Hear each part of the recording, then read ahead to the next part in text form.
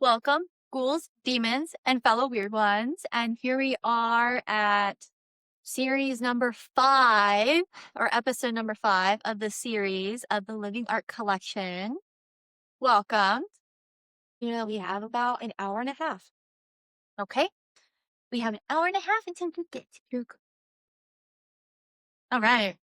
So, quickly, another thing that I love to do is I love wearing a slip dress and having a band t-shirt, an obscene band t-shirt. I love the more obscure, the better.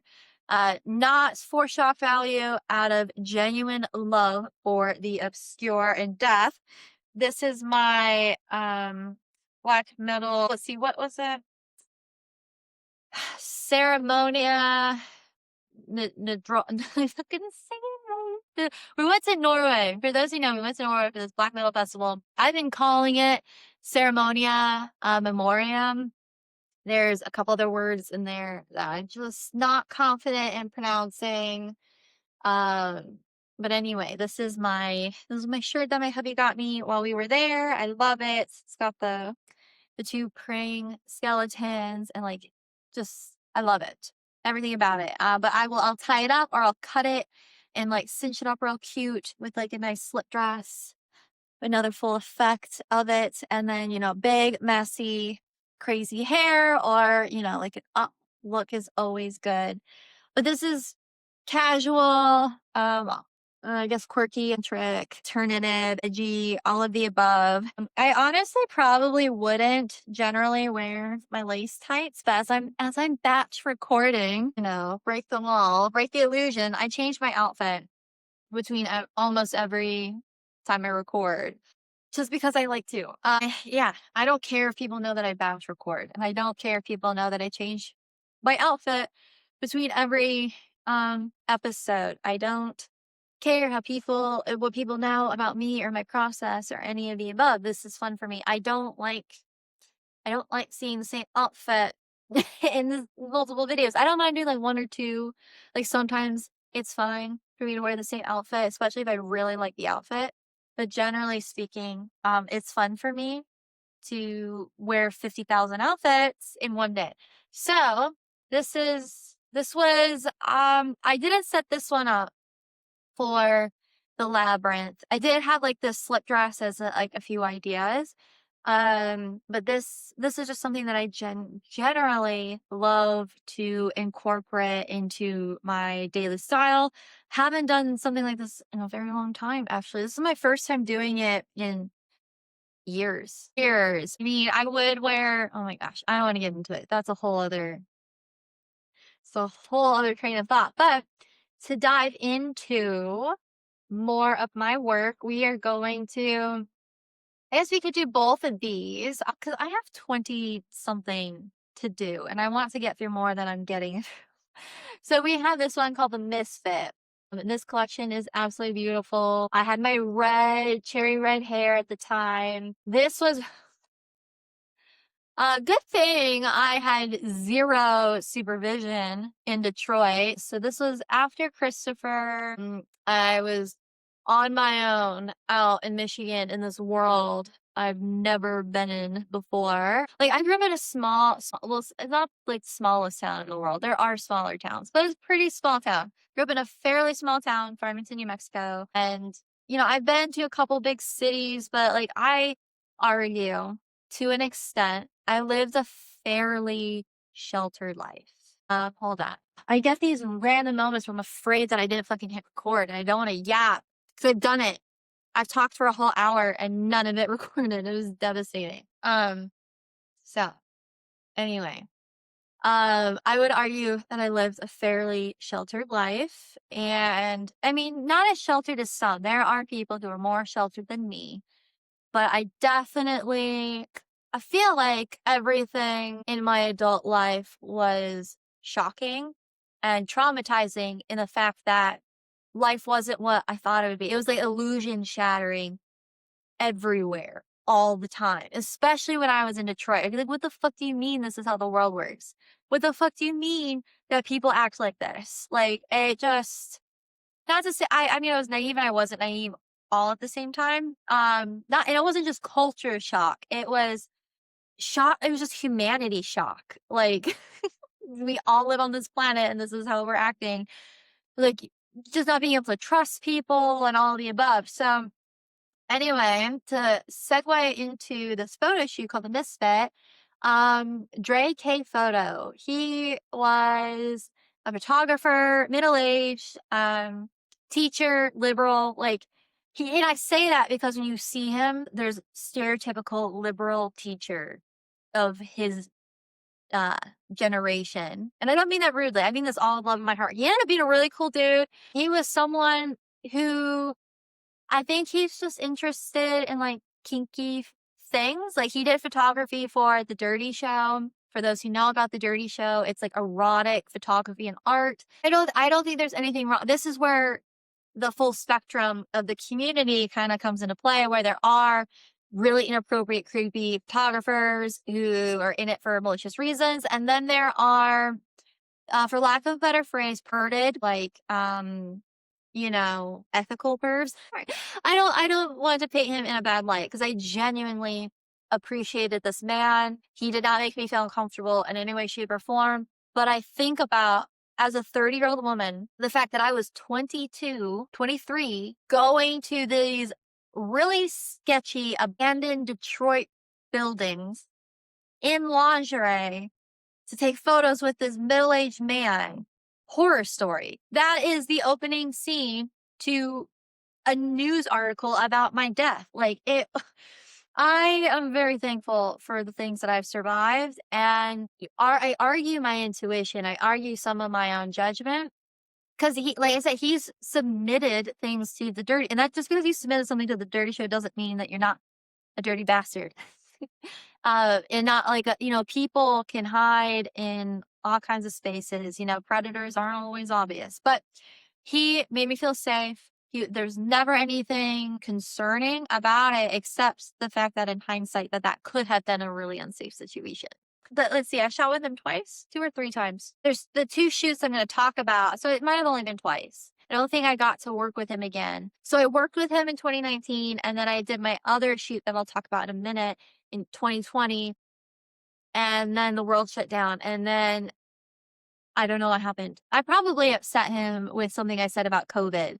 Um, which, oh well, whatever. Everyone was divided in 2020 for a variety of reasons. So with that, this is called the Misfit. And I went to this abandoned building. I had like leather lingerie. I had like velvet, not leather, but velvet thigh-high boots that laced up. And I did it like, I had a Misfits like tank top. And then I did it wasn't all like boudoir. And then I did like, I had jeans and like ripped up jeans and combat boots and like a crop, like edgy shirt, like a leather. I think I got a leather jacket.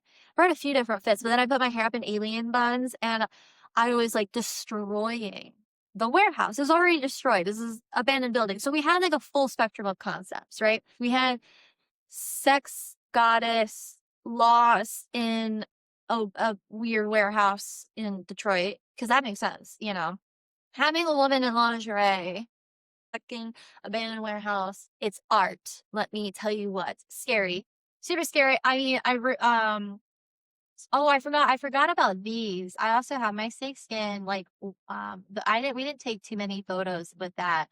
And then I had like a robe because it was fucking freezing. That's what I really remember about this shoot is it was fucking cold. He gave me so much pride for powering through all of it and walking through. Like there was icky puddles of water because of the rain, the snow melting, and I mean, I'm pretty sure this was not winter.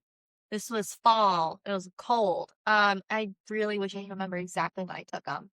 But there's a lot of graffiti, and so you see me, I have like the leather corset, my boots, and like it is fun for the fact that it does seem rebellious and it does seem like grungy teen movie where like the alternative, like, so okay.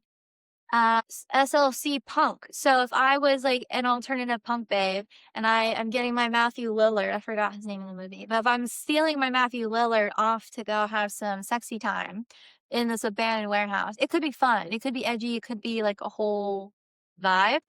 And so I can see that.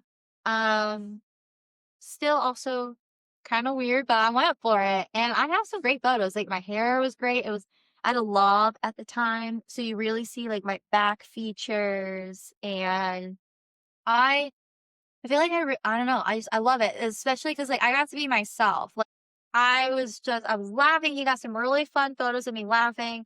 There's me hugging a pole that says fuck because I see fuck a lot, especially if people who know me in person or when I get real in my emotions, it's fucky fuck fuck fuck. So, and he had gotten to know me on a more personal level. So like that was fun. There's a picture of me with a wall. It says 666 with a pentagram. So cheesy. But like there's me going, just being ridiculous. And then there's my Misfit shirt. So it definitely could have been like a really cool photo shoot for like the Misfits or not so much the Misfits, but what was it? Obey, I think, like that skater company that like took the Fiend logo. I mean, the Misfits, like they went to all kinds of worlds. I remember my the stupid asshole tattoo artist who did my Poe piece and the top part of this. His name's Josh Eon. Awful human being, pervert, inappropriate tattoo artist. However, at his shop in Denver, I remember seeing the Fiend and he's into some gangster rap. Okay. Like I'm a metal chick. He was into some gangster rap and I knew little about any of that world. And so I see the Fiend thinking that we could relate to one another. Like, oh, like the Misfits and it's an Obey sticker. And I have no idea how that got into gangster rap or skate. I don't fucking know. I don't understand the fashion. Ignorant there. But I just remember being so excited because I was like, "Oh, the Fiend! I can finally talk to Josh about something without feeling fucking stupid." Because he made sure to make anyone who didn't know what he knew about dumb. He was an interesting person, to say the least. But anyway, so anyway, there is like a vibe with like my Misfit shirt because I had the Fiend on it. Um, and then yeah, and then I'm just in like lacy underwear. Like it's fun. And then like employee entrance, and then there's me walking in. There's more for an essence in there. And then, graffiti, because of course everyone has to graffiti a dick on something. So then there's just like a bunch of different play, like me going, hee hee, like look a penis. Like it was just silly. I was just having fun. I was being a goofball like I would be. Like if my friends and I were exploring this building, minus the lingerie, that's kind of how I would be acting. And actually me pointing at the penis graffiti, I'm in my jeans. That's why I was in my jeans and my leather jacket. I am in a leather jacket. I forgot about it. Um yeah, so then there's me like kicking dirt everywhere. I think I found like a bat or something. There was all kinds of stuff, but like I just started rampaging. And yet there's my metal bar in the bath. There's a abandoned bathroom. There's graffiti that says I'm the boss now. And I mean, here's the thing: to do my fucking space buns the way that my alien buns the way that I did them in the car with this tiny little mirror. Really proud of myself. Not perfect to my standard space buns, but definitely fits. There's a vibe that fits, and there's some real cool moody photos. Not everything is overly um sexualized, and that's what I liked about Dre K Photo is like so the problematic photographers that I worked with, you could tell like they didn't care about anything else as long as it was not just that it was sexy, but like that they, like they got something from it. And I think people understand what I'm talking about. Where Drake K Photo, I'm not saying he didn't get off on any of it. I think any man in that field gets excited to some degree. Just to be honest about it. And I don't think that there needs to be any shame necessarily. We're all human beings, and that's part of like the dirty show is like, sexual expression in like a safe, consensual environment. This was all consensual, but again, he never made me feel uncomfortable. He was in his car, I was in my car. Like I would change, like I didn't catch him like doing anything fucking creepy. He's not a peeping tom. A really respectable dude. Um, Married, don't know if he had kids, whatever, but like overall normal. But just like this was a way for him to express himself, and it was a hobby, and I was excited to be able to engage in this hobby and create some really cool things. I to be arrogant, I guess. Let me just hype myself up. I think that the shoots that him and I did together were the best shoots he's done. I agreed to work with him because I think a couple people I knew had worked with him before, like, or I saw some stuff. I don't remember what it was, but there was something that made me feel like it was okay to work with him. And I'm glad that I did, but I do think that my 2 shoots were the best he's ever done. I haven't seen any of his stuff in the last few years, so he could have done some better things. He could not be doing anything at all. I really don't know, but I think the vision, like the collaboration that between the two of us really blossomed something really fun. So yeah, definitely go check out the Underground Misfit shoot. And then the next one that we did together, I call Behind the Mask. I had this idea. I had a friend who had these like fucking creepy Halloween masks, like a whole bunch of them. My friend Nick. And I had asked him, like, I don't know, I just had this idea that because he would scare the fuck out of me with them, just randomly put them on. He's hilarious. I hope he's a successful comedian one day because he's a really funny dude, and I hope he's doing well. That was another friendship in Detroit that I'm sad ended because he was just a deep friend to me, and I couldn't reciprocate romantically for a variety of reasons. I'm honestly not too sure why, because he's a great dude. There was just something about it that I knew he wasn't my person, but I really miss hanging out with him because he was so wonderful. Anyway, he had these masks.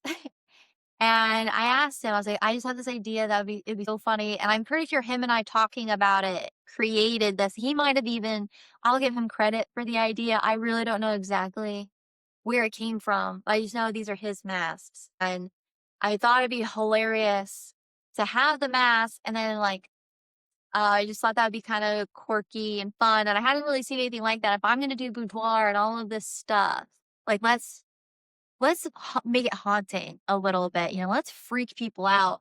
And so I did a variety of them. Like I have the Skeletor looking mask, which those ones were fun. And then I have some pretty ones because, the whole point is to see the pretty and then to go to the haunting. And then there's also like some BDSM in there, and it's in this. Oh my God. Let's see again, another scary situation. I went to a by the hour broken down motel on the riverside of Detroit, because I know the river was there. But anyway, I didn't tell people where I was going until after I came back from it. And that is definitely a place that you share your location and let people know I will be here. If you don't hear from me every 30 minutes, call the cops. That and Detroit is like a huge trafficking place, and I just like can't believe sometimes I get really aware of just like how lucky I am, but I also feel like I feel like I discern pretty well because there are a lot of other people I said fuck you to, or would only do certain things in certain ways, which I learned from Killa Chinchilla. And I thought he was a friend. Like he was someone like I hung out with like as friends and like whatever else, and then he turned into like a weirdo. Where this guy, Drake, didn't really personally talk to him, didn't hang out with him outside of these 2 shoots, and gentlemen, like I said, never made me feel uncomfortable, shared, and I guess in personal detail, I don't know. Anyway, if you're gonna do the photography, he was professional. And then a lot of other photographers were not. And I think that professional boundary is obviously a huge indication on whether you're going to be safe doing something risky and sexual like this. So yeah, so there's like some BDSM in it, some like fetish modeling, and to think that I was handcuffed and tied up and all of this stuff for a photo shoot and not assaulted is just amazing. So when people want to argue if there's a God or not, there is definitely something. There's definitely some divine protection bubble around me. Because while I have been in some really awful situations, life could have been a lot worse for me, especially with what I was willing to risk. So I'm in a much better situation now. And that's the thing. So I talked about my husband protecting me in a lot of these spaces. And that's why a lot of it stopped, is because he would be like, "Do you not see how that's dangerous?" And I'd be like, "You just don't get it." I will die for the art. Hey, sir. Anyway, bless my husband. I put that man through a lot. So when I complain about him, please know that man knows no peace at all when it comes to me. And this is before I met him. This is January or February before I met Chad. And this is 2020, this boudoir shoot. I had started my sleeve, and you can tell it's mostly or this one. It's mostly finished. This, yeah, no, I remember what this was. Anyway, this, I thought this was 2020. Could not be. Who knows? Could have been end of 2019. What did I put? 2020. Fuck, dude. Time flies. I love how you see my tattoos, especially as I'm, add to my body. Powerlifting. This is probably my favorite physique that I've had. I feel like there's a really good balance of that muscle mommy and Pilates princess. I'm still soft, but I'm also fairly jacked and muscular. My back was solid, and I really love that. Yeah, some of these masks are fucking ridiculous. Oh, and then there's the stereotypical devil with the mustache, which a lot of this was just really silly. Because people are like, "Ooh, look at that ass," and then you see this weird mask, and it's just like, it's peculiar. And I liked making people question things, especially their own arousal. 'Cause I had a lot of people who told me they're like, that is oddly enticing. Like, I kind of want you to keep the mask on, and it was a whole thing, which I thought was just kind of funny. Especially when it came to the clown mask or this like really freaky zombie looking mask. There's like a Joker like clown mask that kind of, it felt very The Purge, or I'm pretty sure this was I mean, it could have been after. No, like kind of Joaquin Phoenix Joker style makeup. So that was like kind of interesting. But I also found those to be more pretty, and the clown mask not so much like horror based, but kind of like the sad girl clown in the life that I was living. So there's a lot to it. But what's interesting is there's a spot. It's right in here every time. So I'm seeing it right now. I always get bruises there, like random bruises. I don't know where they come from or why they're present. But like randomly, I'll have a bruise there. And I'll be like, what the fuck did I do to get a bruise there? And you see it. And it's just funny because I have one right now. And I'm just like, man, it's always in that same spot. Is it from me crossing my legs? Like, am I bruising myself with my own fucking knee? Yeah, like this was just a crazy idea. Like I curled my hair really pretty. I wanted like elegant but dark makeup, like beauty queen makeup. I didn't want the makeup to not be noticeable, like a really dark lipstick. And in some of them, I smeared it because there is that like distraught horror, unsettling essence that I wanted. So there, and like the editing, I mean, he did a great job at making them look eerie, and that was the whole point. Like, we fucked up the lampshade, we tilted it, and like, so it's definitely like a rundown motel. And see, now when I look at this doesn't give weird, well, it could give weird porn. But it doesn't. Like some of my other boudoir, like that is like, oh, there's the bed and a white wall, and then like the girl in lingerie just posing. That screams sex trafficking. This, there's like an art to it, and like every detail depicts a certain essence that is really cool. God damn, man. I do want to get my back to looking like that. I loved how, like, just my shoulders, man, they were so fucking nice. That's all. Not that they're not nice now. I just different phase of life. And I love how I've been in all of them. Because at the same time, there's certain parts of my body and like these shoots, as glorious as they are, like one, I don't want that routine anymore. I don't want that gym life anymore. I don't want that eating routine. I don't want that relationship to anything. And I might as well add, there is no outfit that is complete without some fucking dog hair. Just keeps flying around everywhere. But it's fine. I love it. It definitely accents everything. So, let's see. Yeah, those are my Dre K photos, which I think are super fun.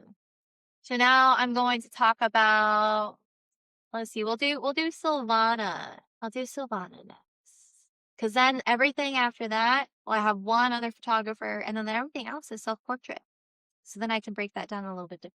That is me talking about my Dre K photographer photo collections. So I did 2 really cool ones. Like I'm really proud of those. Those were what I was really wanting to continue to get into. And then that's when, like, that's what I was really wanting. And that's when I started OnlyFans to kind of connect that.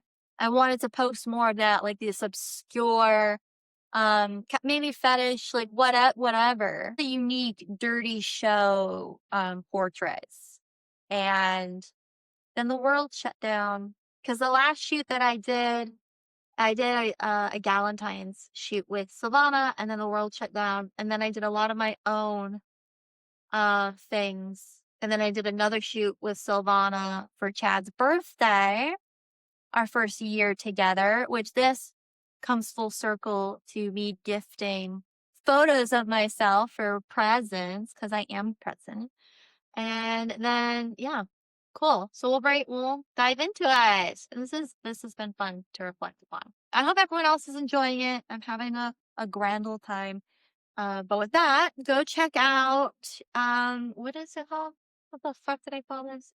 Oh, Behind the Mask. Go check out Behind the Mask and then the Misfit. Those are the 2 Dre Cave collections.